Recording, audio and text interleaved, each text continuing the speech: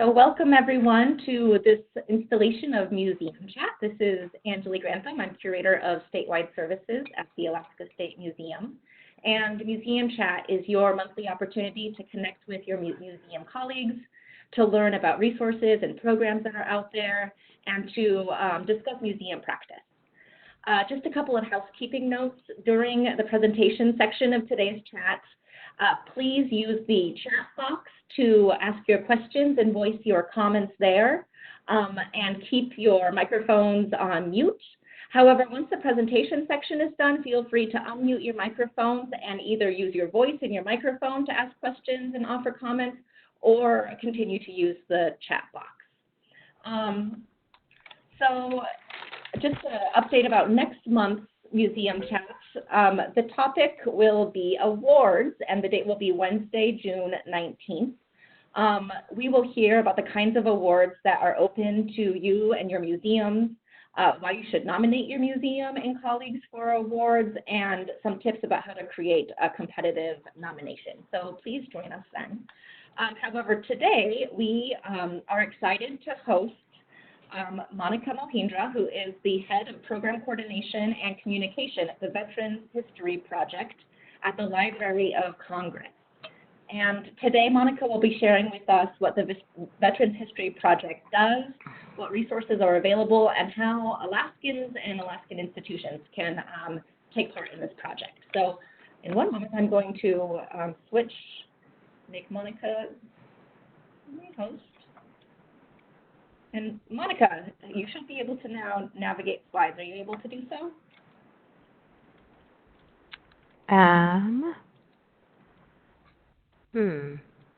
Using the bar on the left? Yep, using the bar on the left.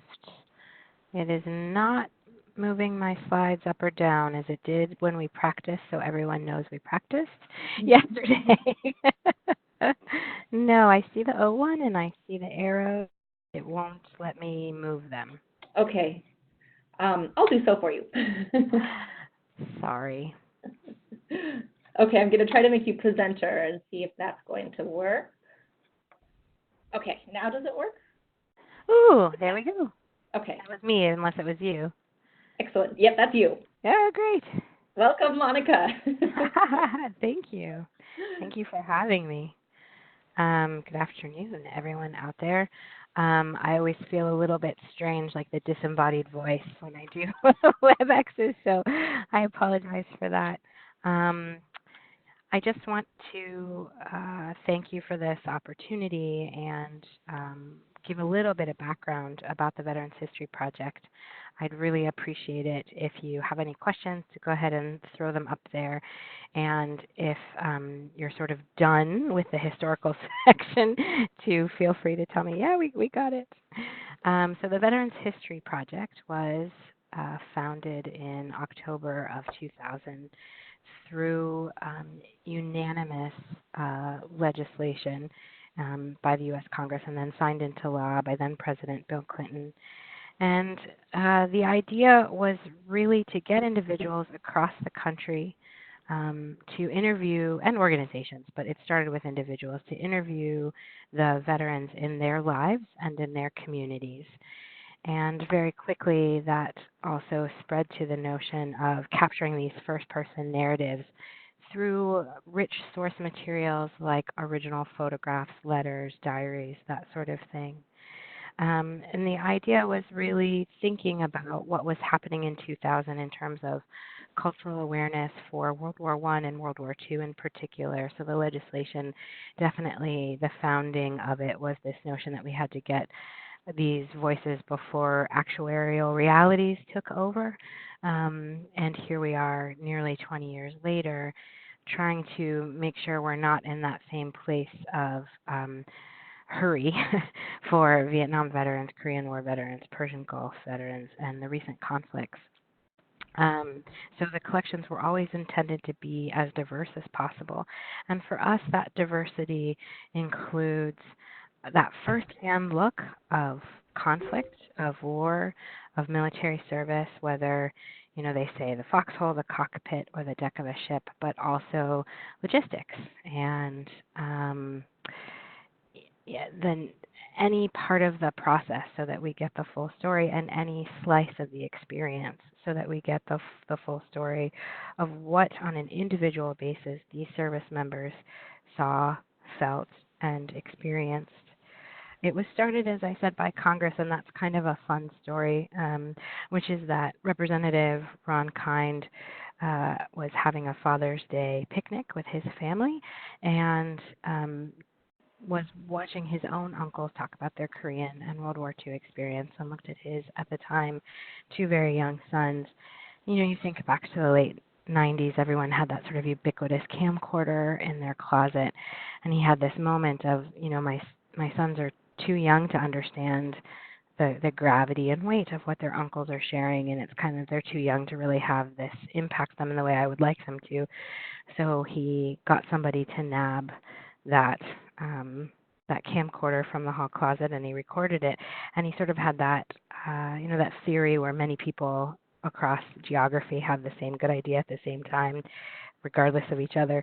He had the same idea that lots of people had around the same time, which was, oh, we should do this. We should get all these stories. So that a little bit explains why there was such a focus too on World War I and World War II at the time. And our current scope includes World War I through the recent conflicts. And you might be thinking, well, that's a little bit strange. But the truth of the matter is, because we take these rich source original materials that also get at that primary source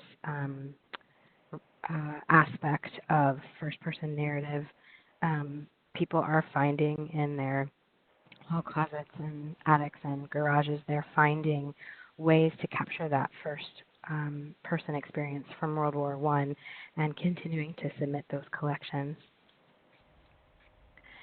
So with all that in mind, that you can boil it down to, we collect, we preserve, and we make accessible these first-person narratives. And we do that, again, drawing from the legislation so that future generations may hear directly from those voices and better understand the realities of that service. We currently have, really relying on these organizations and individuals across the country to help us get there. We currently have over 110,000 stories of veteran service. That represents nearly 5,000 hours of audio and over 7,000 hours of video. That, that doesn't represent that. I misspoke. We have that amount available and digitized online. And there are over 63 web exhibits covering a range of thematic topics, from sweethearts to medics to World War I to today. Those are some, numbers that we're pretty pleased and proud to throw around, and usually a room lights up at the sound of over 110,000 first-person narratives from those experiences. But we have a daunting task in front of us, and this is why it's so exciting to get a chance to talk with people like you, because there are over 18 million veterans in the U.S. today, and we need help. We need help to make sure Alaska and Alaska's veterans are well represented. I will tell you, they're not particularly well represented in our collections. And as we are truly a grassroots effort that relies on volunteers, we need a sort of all hands on deck to make sure that every story that is out there to be told gets told and preserved. The flip side of that mission, you hear our drive to work with organizations such as yours to get people engaged in helping to collect them. But also for museums, and particularly museums doing any kind of public education, whether K-12 or continuing. The other part of what I want to talk about today is that we have this extraordinary body already, and that there are interesting ways for you to dig into and use what we have for your own purposes, to help generate interest, to create more collections for lots of different reasons.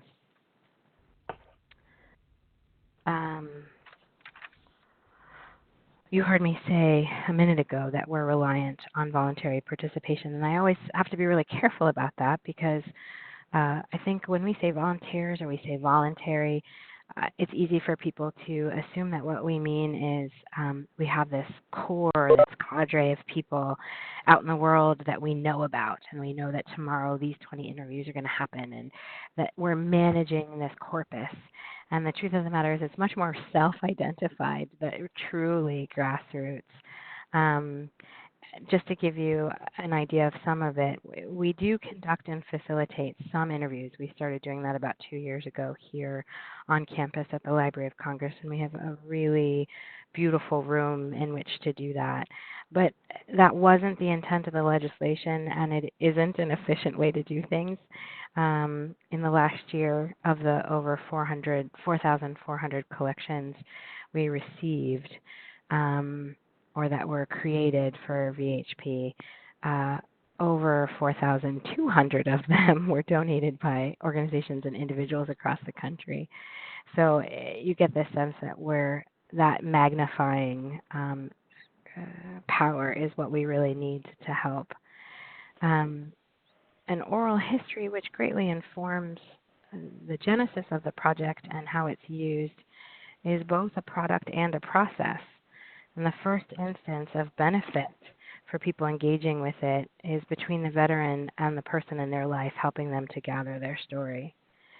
And that initial conversation that is thoughtfully guided and recorded is just the first moment. And from there, the benefits and ripple effect are limitless.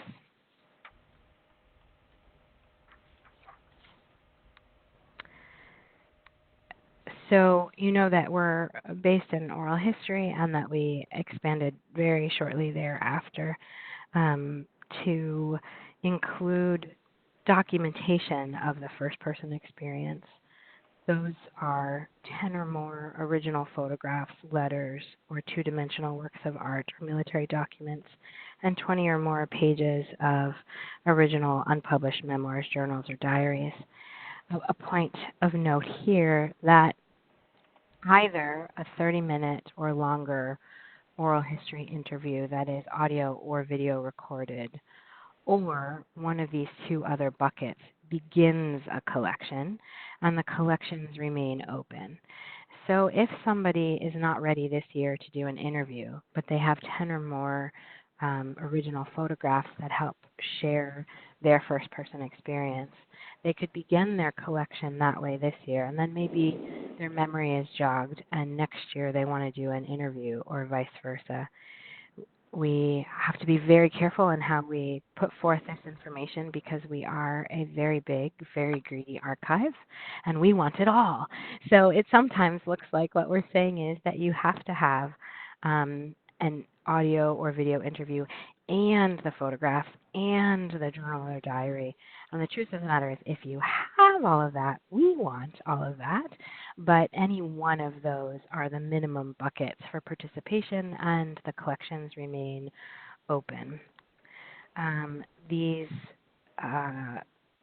really rich primary sources that are dimensional add a tremendous benefit to the collections. What we find is because they're preserved for posterity here at the Library of Congress, researchers prefer having access to that more full accounting. Also, it gives us more opportunity to broaden who we think of as users and researchers of these collections, from scholars and high school students, family members, members of Congress, casual cultural consumers who are interested in foodways, get excited about the cultural documentation of food and foodways within the military. So the more we have to share those in a variety of sources, the more accessible all of the collections become.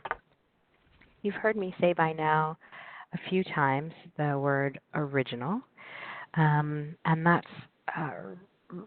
it's hard also not to sound like, the big Library of Congress sort of arrogantly wants these originals because they have, the Gutenberg Bible and the contents of Lincoln's pockets and whatever else. But the truth of the matter is that we do have the capacity to preserve these items for history. I'm not going to insult you by reading this slide to you. You can see for yourself that what happened was that if Shirley, who was Albert John Carpenter's granddaughter-in-law, hadn't sent these materials to us, they would have been ruined. And the good news, there's actually lots of good news about this particular collection because it was from World War I. We were able to feature it a couple of different times with the recent anniversaries and commemorations. And the first time it was featured, we learned this really incredible story. Not long after that, it was featured again for some other reason. I'm now forgetting what the reason was, but we learned at that point that Miss Carpenter's son, so the great-grandson of Albert John Carpenter, and his new, at the time, wife or fiance, had believed that they had met outside of any of their families knowing each other, any shared history or experience between them or their families, that it was all, coincidental. And what we discovered is through their participation, and because she was so excited to share the originals and have them preserved in a family dinner, they discovered through their participation in the Veterans History Project that, in fact, the great-grandson and his wife's great-grandfather had actually served in the same unit. So that was a pretty great and meaningful coincidence for them. Then more recently, when we were able to feature that collection again, we have about 400 World War I collections, so they tend to get a lot of airtime. Our world-class preservation lab was able to treat it a couple of different ways. You can see for yourself here that the materials already had suffered water damage, potentially from having been in Mr. Carpenter's pocket where he kept it during the war. And so some of the legibility had really been lost, and family members themselves didn't know what some of the words said. As a result of being here, we were actually able to uncover deeper meaning in the collection and share that with the family as well as with the general public. Now, you all are museum professionals, so I'm not going to lie to you and tell you that, of that 110,000 and growing collections that we have here, that everyone that comes in is going to get treated to that same extraordinary treatment. However, the fact remains, as you probably know, that researchers, and for lots of different purposes, the originals really do make a difference, and more meaning can potentially be derived from them here. One of the messages we would love your help sharing is that this process doesn't have to be daunting. It does have to be thoughtful, but it doesn't have to be HBO quality or Ken Burns quality or Nat Geo quality, whatever you want to think about it. You don't have to be a professional journalist or historian to conduct an interview. It's really about being a good and thoughtful listener, and to create this primary source that's preserved for posterity at the library, all you have to do is follow the guidelines in the field kit that we offer, both online, and we can send it in multiples of hard copies, singles of hard copies to anywhere.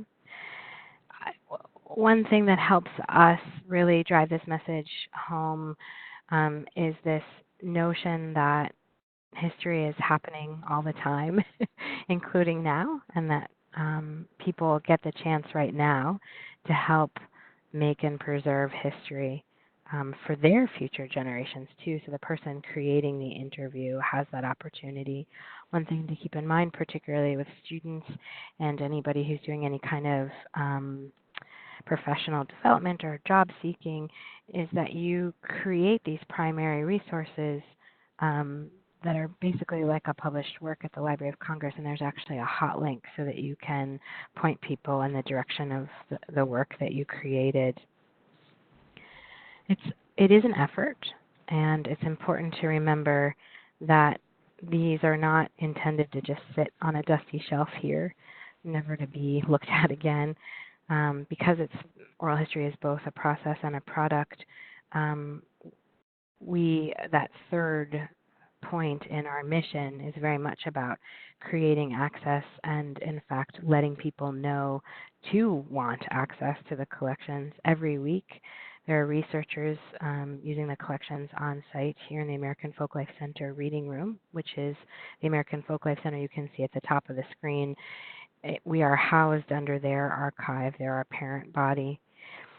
These users include students, teachers, documentarians, journalists, family historians, government agencies, even members of Congress. And the research topics can range from the history of martial arts and mahjong to the rhetoric of wartime correspondence to troop entertainment, even during World War I.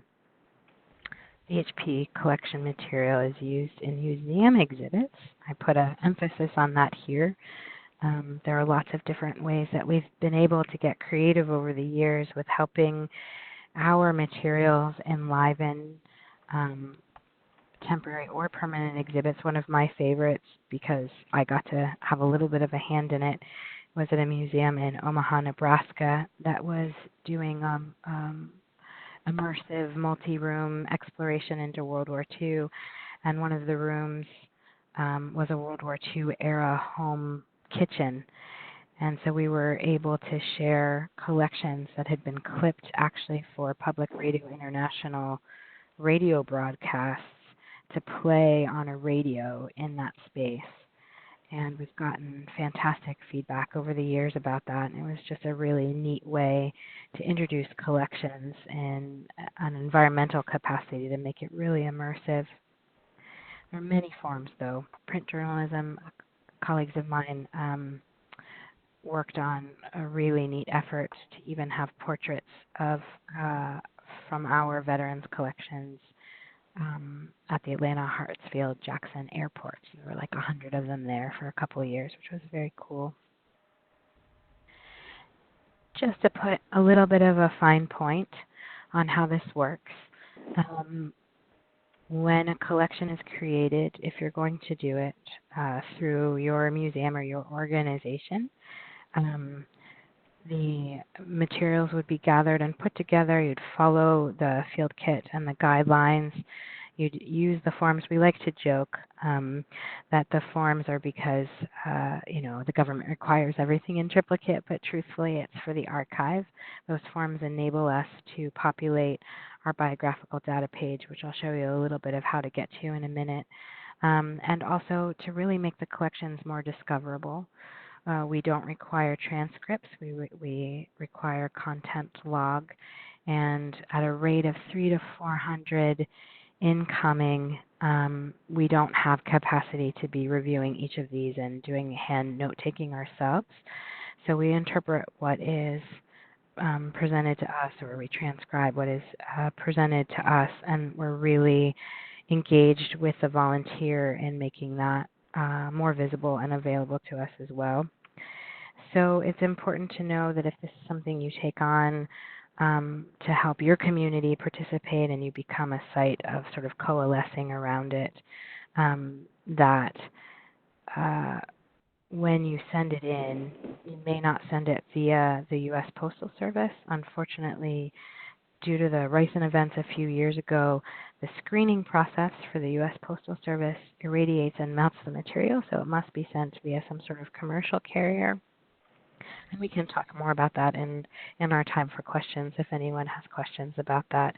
We ask that you don't send it expedited because it honestly doesn't get here any faster, and we don't want to incur that extra cost for our volunteers.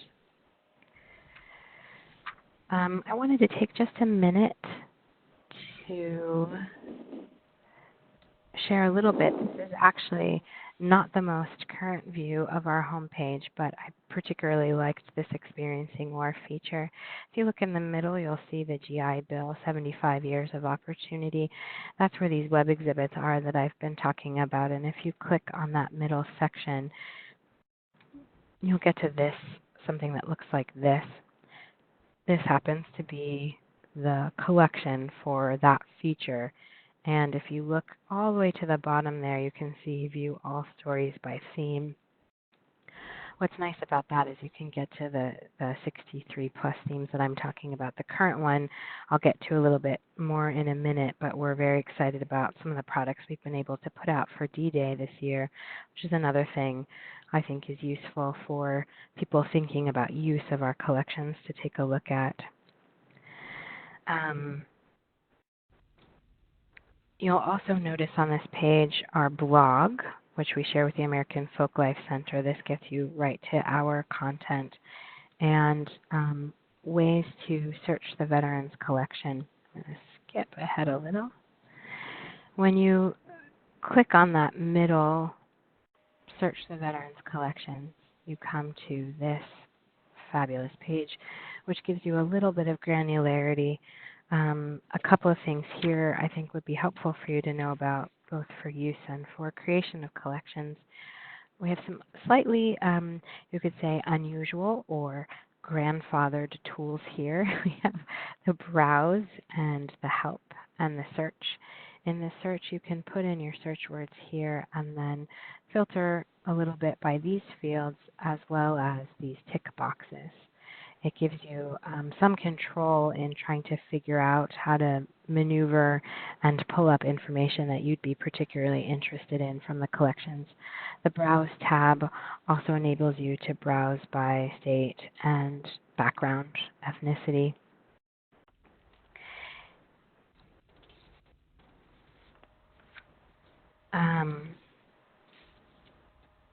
I just wanted to take a minute to share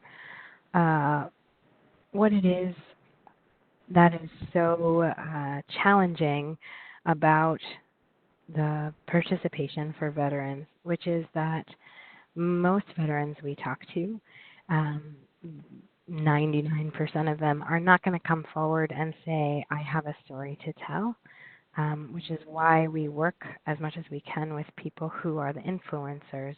Part of it is to get to that benefit of that first level experience of starting that conversation with someone who served and someone in their community who may not have served.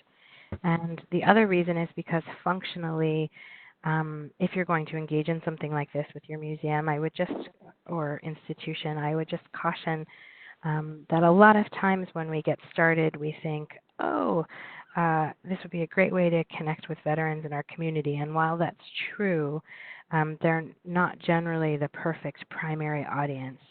It's not usually the way to get people to engage, to put a call out to veterans and say, hey, come to the museum and tell us your story. We have seen some really terrific examples of ways that has worked specifically in the museum environment with related exhibits or even not related exhibits. We've seen examples where museums will ask people purchasing tickets or coming in whether or not they're a veteran, and if they are a veteran at that point, asking them if they'd like to schedule a return visit to come and share their story, and that's been very successful. If you'd like to follow up with me after today and you're interested in a couple more museum-specific tips and techniques like that, I'd be very happy to talk to you about how that works, how it works to do it just with museum staff or to collaborate with a local community college or library or other organization to help collect them. There are lots of ideas there. But Heather, just a moment of inspiration. Heather's a great example. Not only is she a woman, but she comes from a family of service. Her grandfather, father, brother, cousins all served in various branches. She served over 10 years with the U.S. Navy during Operation Iraqi Freedom, where amongst other tasks she loaded bombs and missiles. And when she was asked to interview for VHP, she couldn't understand why anyone would want to hear her speak about her service. So we all particularly love this slide because she had quite a story to tell.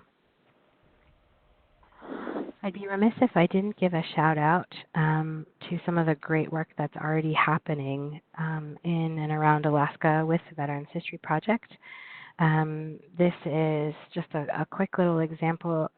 We've worked quite closely with the Veterans Museum in Anchorage, and a quick shout out to Kaylee Watchering there, and then Bill Numa, who is in Homer, is an educator who found our collections and in them created a really fantastic way to do document discovery with his students.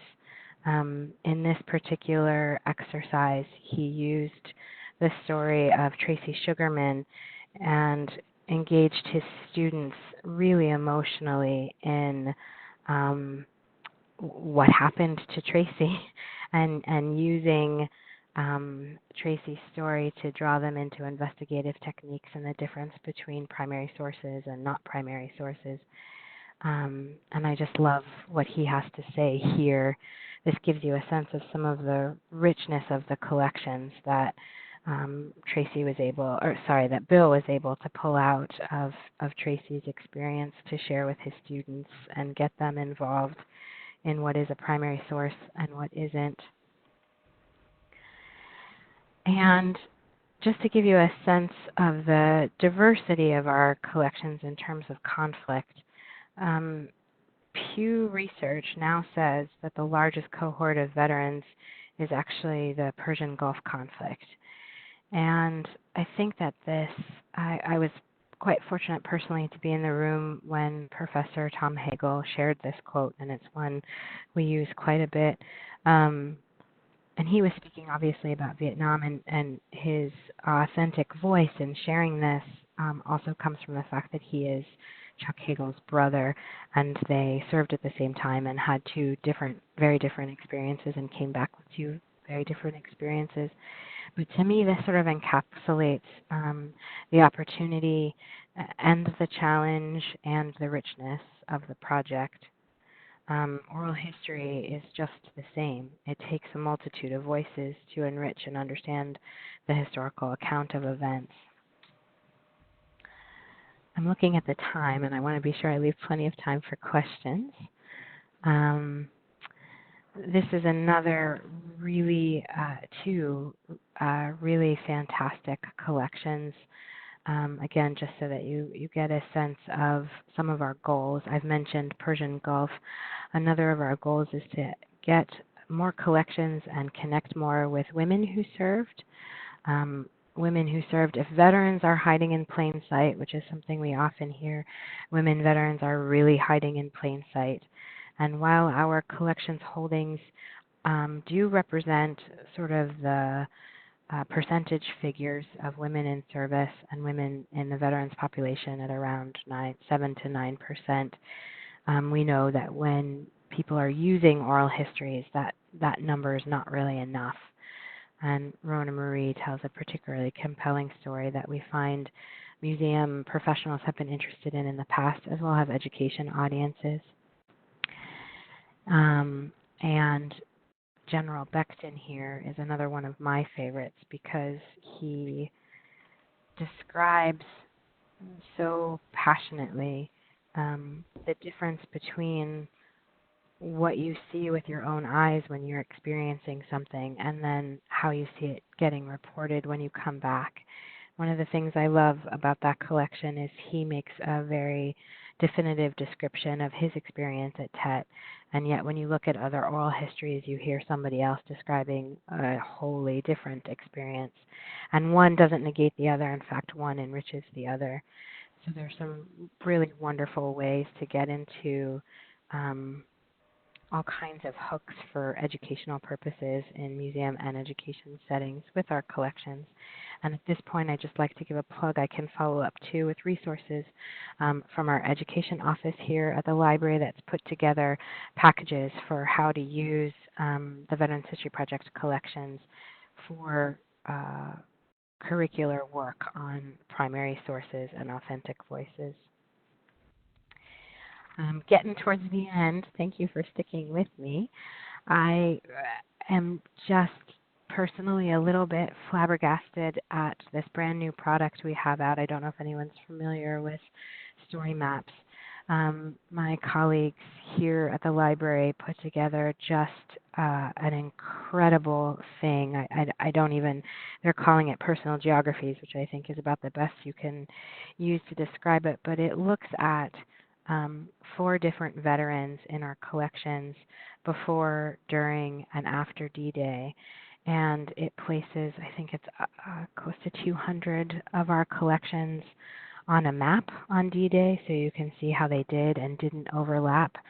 And I recently wrote to somebody about it and said it's almost as if you could do, you know how they do the live tweeting now of crime scenes and they solve mysteries that way? It's almost as if you could do live tweeting overlaying a map of these Veterans History Project collections from World War II, from D-Day, and it's just, in my opinion, unprecedented. So I hope you'll take a look at that and see for yourself some of the cool things that can be done with the collections and just be enriched by this particular series.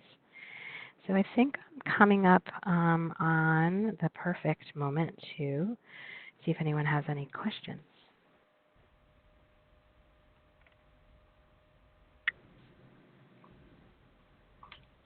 Thank you, Monica.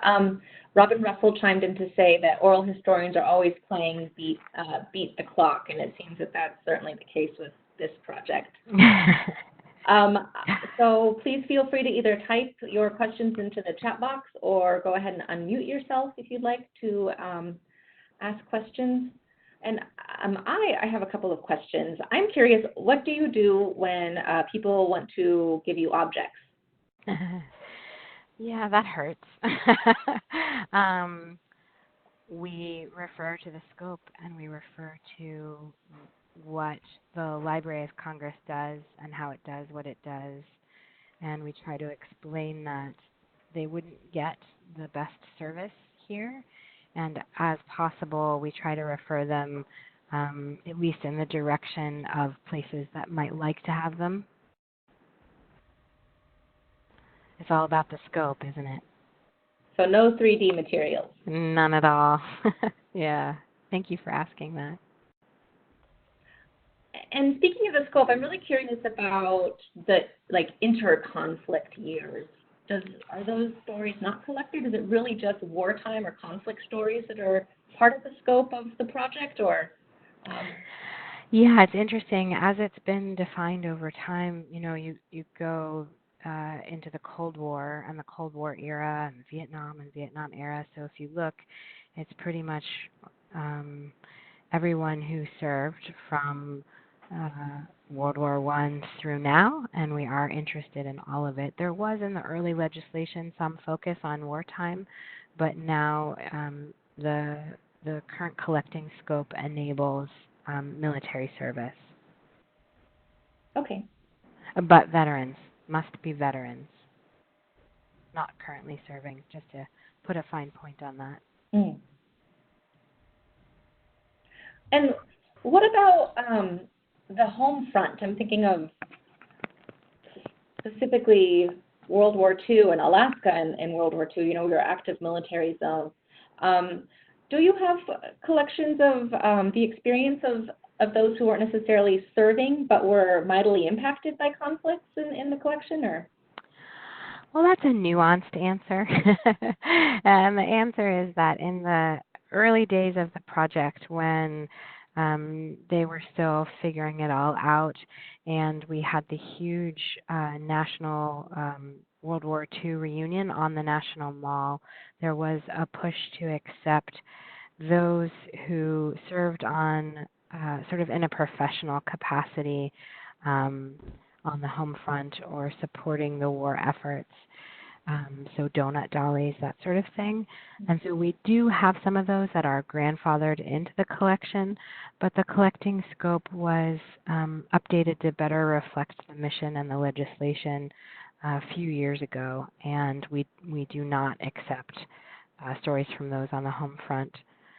And that's one of the things that's been actually really great within the museums that have incorporated our materials across the country, is often they are able to focus on that, and we can insert ourselves in ways like,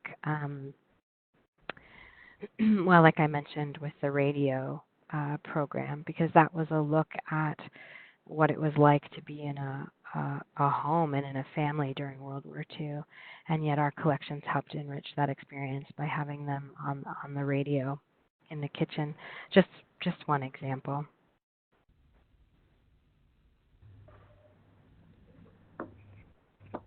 This is, Let's say, oh, go for it, sorry. I was just going to tag on one of the questions you asked earlier, Angela. This is Della in Fairbanks. And I was just thinking, since the Veterans History Project doesn't collect objects, it seems like a good way for museums to partner with you. Have you seen a lot of museums maybe who have collected objects and then might share information about the Veterans History Project with the veteran, and then you get connected with them in that way? Yeah, that's a really great question. My favorite example at the moment is the National Museum of the American Indian. They have legislation directing them to create a National Native Veterans Memorial right on their space. And part of that legislation includes a mandate for collecting oral histories of those veterans. Well, we got together and decided rather than reinvent the wheel, we do what we do best and they do what they do best. So they are working through that process and collecting objects for their purposes, and we are the repository for their oral history effort. And we're really working hand in hand in that. And not only does that benefit everybody and give multiple outlets for the same message, but we're able to help provide for them workshops. We've done it here at the museum for them, oral history workshops specifically tuned to collecting for the Veterans History Project, and we've also been able to do that around the country. We can do it in Alaska as well.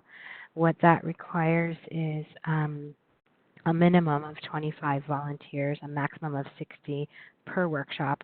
We can have more than one workshop, but because it's appropriated funds, we have to have that minimum number. And what we can do is send, hopefully as proximal as possible, but it might just be Alaska State as opposed to any particular city, professional oral historian or folklorist to help train volunteers and staff in how to collect these using best practices from ethnography or oral history.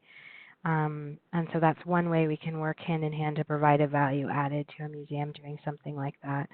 There was an art exhibit in Chicago that did that a few years ago. They featured a veteran artist whose collections we have, and they were doing quite a bit around objects that were part of his collection that they had, and then we had his oral history. So they featured our oral history. And they offered, during the series of the exhibit, I think they offered like 3 workshops and got people engaged in the process that way, which brought in for them, I think, some unique audiences because they collaborated also with a local VA facility to make that happen. So I sort of expanded your question there, Della. No, that's great. Sounds great.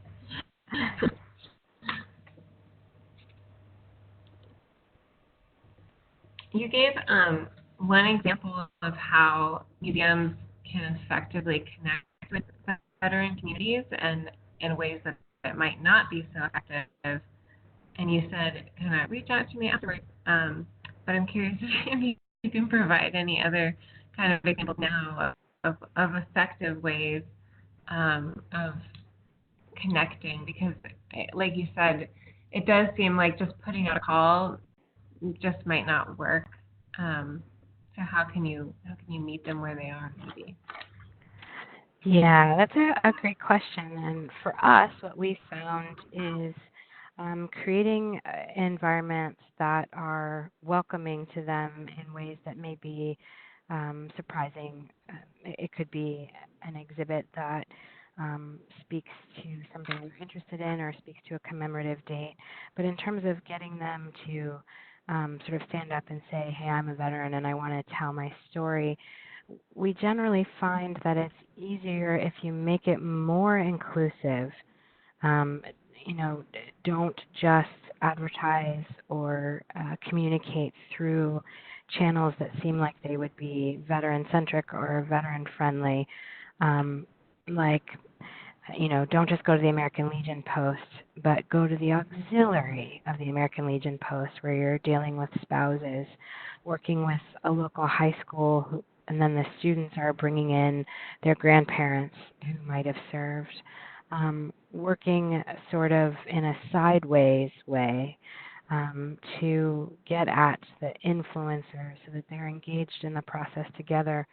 One of the things we've found that's really instrumental about participating in the Veterans History Project, regardless of the kind of organization or institution, so it could be a museum, it could be a congressional office, is that doing it together, you have, let's say, it's a high school student who's interviewing, and again, 16 and above. So you have a senior in high school interviewing their grandparent, maybe their aunt or uncle is helping to hold the recording device while they do it. Well, then you have this collective around one veteran who's putting this together, and it becomes this vehicle. But it can get more diffuse than that. You could have an AARP chapter volunteer working with a community college student, and they're all in the same locality as their veteran, but maybe they didn't know them in advance, and you still have this really interesting vehicle because it's purposeful and intentful, and you're creating a final product that's going somewhere with all the weight of for posterity. We find that it can be really coalescing and can get people in the door that you might not otherwise, particularly if you do sort of build a series of arcs around it.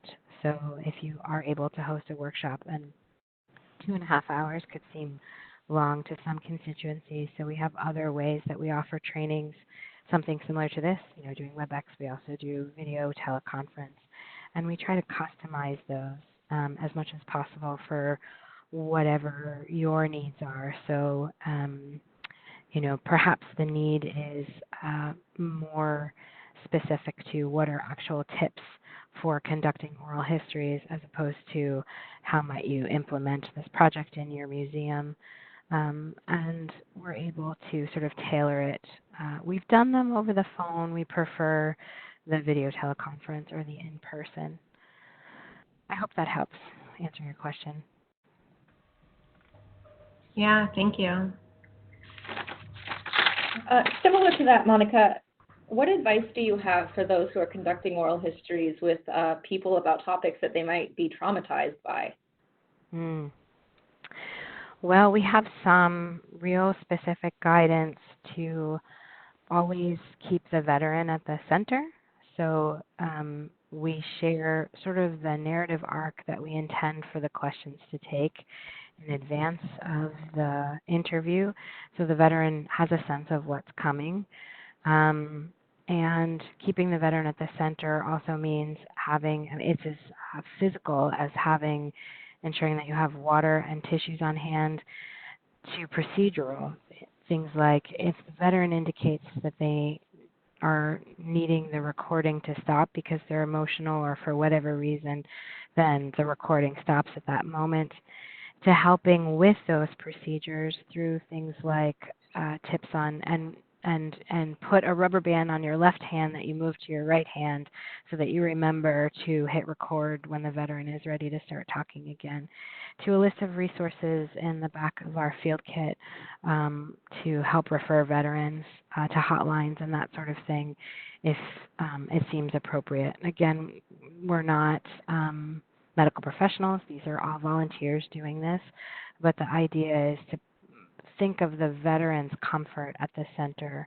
and make sure that they have access to information. So we, through our trainings, try to relay the idea that you don't impose your viewpoint on the veteran, oh, you must be having PTSD. It's much more of a sharing resources. Here are some resources that may be helpful to you, because we aren't medical professionals, and the people engaging in this aren't medical professionals. So that's sort of broadly how we do it for general volunteerism. For the Gold Star Family Voices Act, we're implementing that with a great deal of care for that part of the process, participation must be 18 and older, both for the interviewers and for the veterans. We have specific questions and specific guidance, and we're working a little bit more hands-on with individuals who are participating through the Gold Star Family Voices Act. And is that a different program than the Veterans History Project, or? No, it is an expansion of our scope through legislation that was enacted in 2017. And what that does is, while we have always taken the collections of first-person materials from deceased veterans, the Gold Star Family Voices Act enables the first-person experiences of family members, immediate family members, and that's described in the legislation as spouse, child, sibling, or parent of an individual, a service member who was killed through their service. And we have specific language around that. So the issue of traumatic recounting comes up differently in those two populations, but we have a few ways that we handle that. I see. I will say that our understanding is that the vast majority of participation, like 99%, is actually incredibly meaningful and positive for the veterans. We have a Vietnam veteran who shared a very poignant collection with us several years ago and came in to visit some of our staff last year and has been seeking treatment for trauma and for difficulty. And he has now imparted this sense with many of us here on staff. A very poignant thing that we all hold on to is that he keeps in his wallet his collection ID number and a little blurb about his participation in the Veterans History Project, and shares very openly that it was a turning point and a change in his life. So we're not medical professionals, and we can't claim that this is going to make someone's life better, and I wouldn't want to. However, all evidence points to it being very meaningful.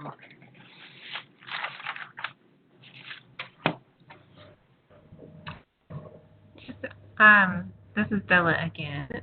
Thinking about, you were talking about these family members.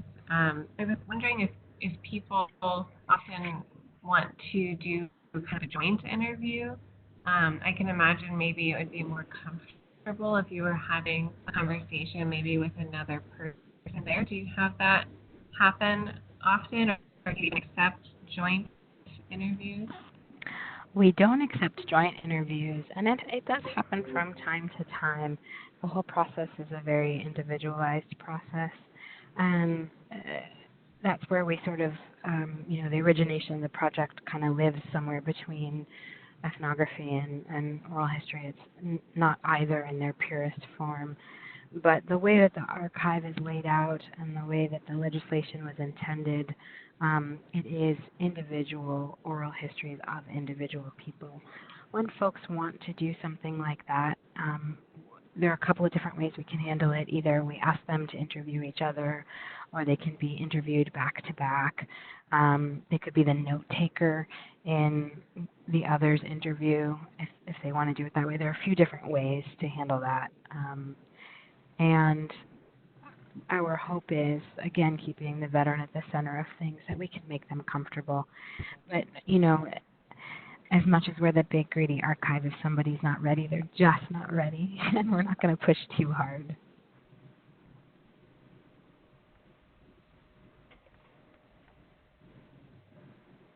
Are there any other questions or comments for Monica?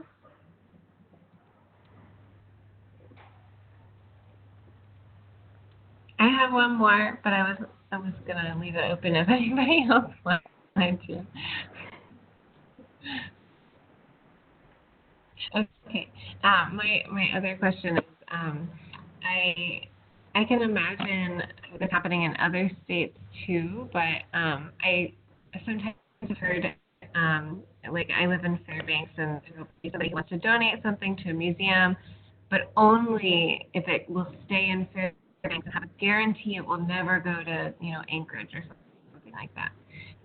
So I was wondering if you ever run into that where people want to donate, but only if it will stay within their state, and they want to send you a copy or something like that, because you did say you only take originals.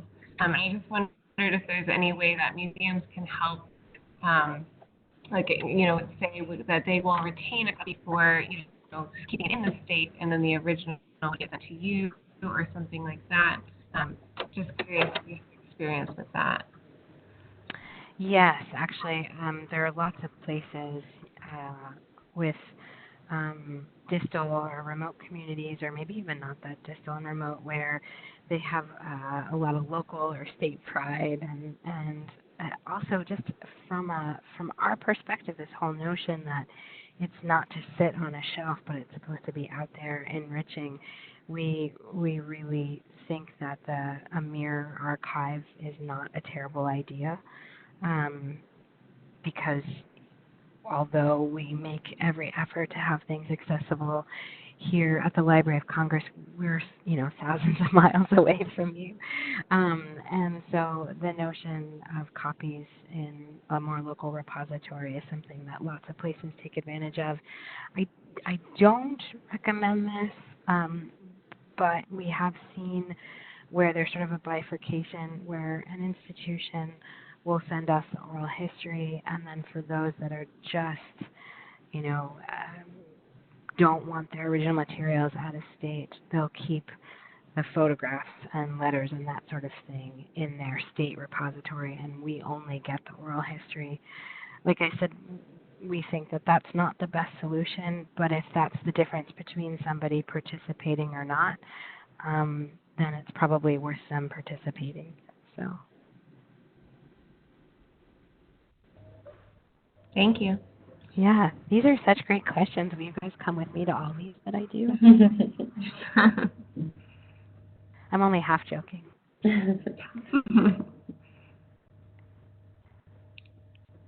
Any other questions, comments before we wrap up?